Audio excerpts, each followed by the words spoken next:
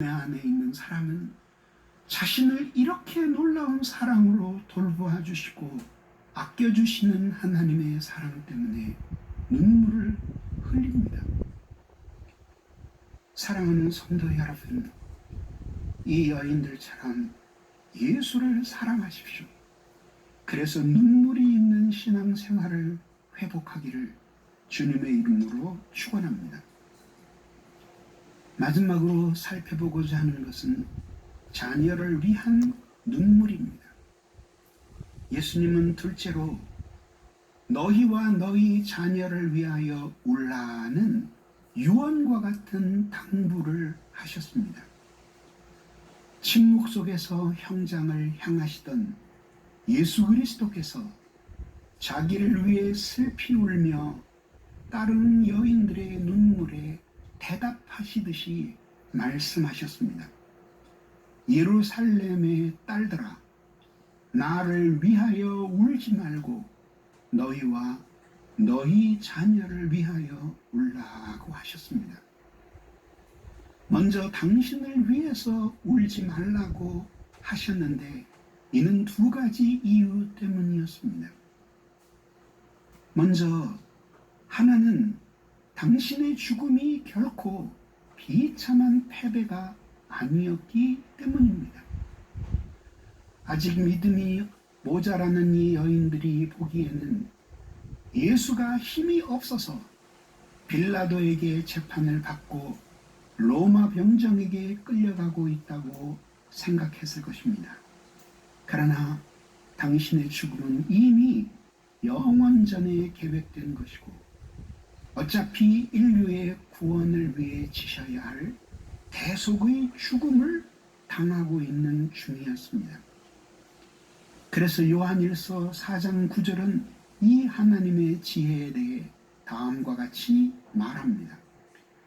하나님의 사랑이 이렇게 나타난 바 되었으니 하나님이 자기의 독생자를 세상에 보내심은 그로 말미암아 우리를 살리려 하심이라고 말입니다.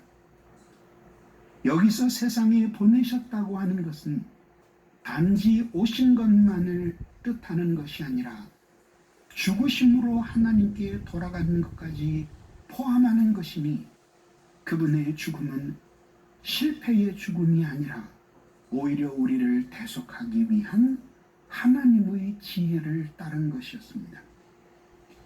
예수님이 나를 위하여 울지 말라고 하신 또 한 가지 이유는 그녀들의 사랑이 가지고 있는 육신적인 면 때문이었습니다.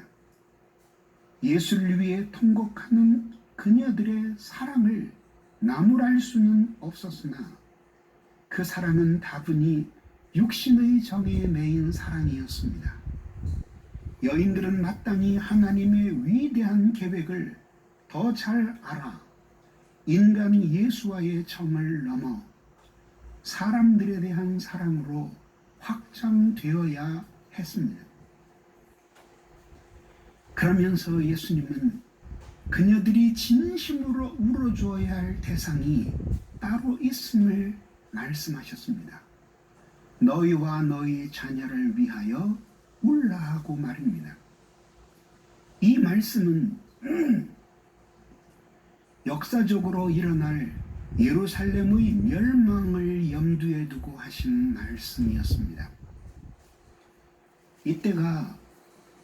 이때 이후로 약 40년 흐른 때에 주후 70년쯤 되었을 때에 로마의 디도 장군은 끊임없이 저항하는 예루살렘을 멸망시킬 임무를 가지고 도착합니다. 마침내 전쟁은 패하고 예루살렘은 미중유의 파멸을 맞이하게 됩니다. 그 역사적인 예루살렘의 멸망이 예수님에게는 오늘 일어나는 일처럼 펼쳐졌던 것입니다. 이는 한 세대 안에 일어날 일들로서 바로 그 고통을 당하게 될 장본인들이 바로 그 여자들과 그 여자의 자녀들이었습니다. 그 멸망이 얼마나 비참할 것인지 예수님은 29절의 말씀으로 가르쳐 주셨습니다. 보라, 날이 이르면 사람이 말하기를 잉태하지 못하는 이와 해산하지 못한 배와 먹이지 못한 젖이 복이 있으리라 하리라고 말입니다. 예수님이 예루살렘을 바라보실 때에는 이미 하나님과의 평화가 깨져버렸습니다. 예루살렘은 원래 그 이름이 평화의 도성이라는 뜻이었습니다. 하나님과의 관계에서 평화를 누리고 그 평화 때문에 온 이스라엘이 하나님과 평화를 누리게 되기를 바라는 마음에서 예루살렘 그 이름을 기억하여야 했습니다.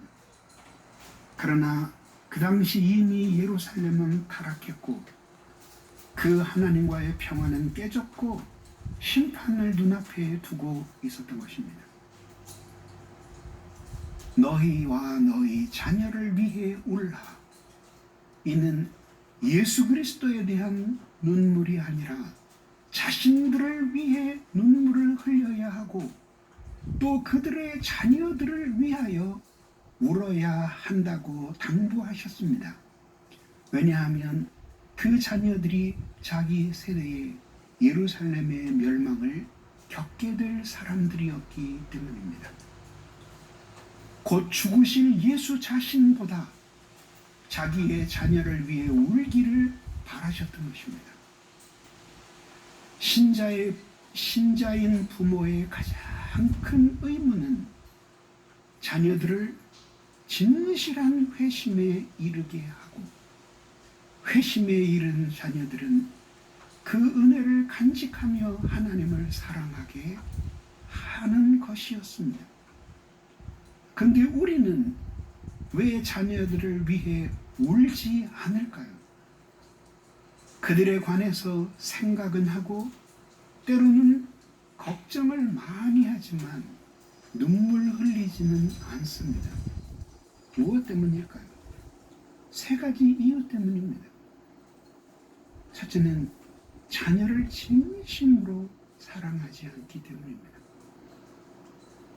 자녀를 진심으로 사랑하면 그 곤고한 영혼을 위해 눈물 흘리지 않을 수 없을 텐데 자식보다 자기를 더 많이 사랑하기에 자녀를 위해 흘릴 눈물이 없는 것입니다.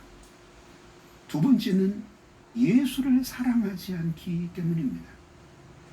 세상에서의 자녀 사랑은 자식에게 직접 향하는 사랑이지만 신앙 안에서 자식을 향한 사랑은 예수님께 갔다가 자식에게로 향하는 사랑입니다.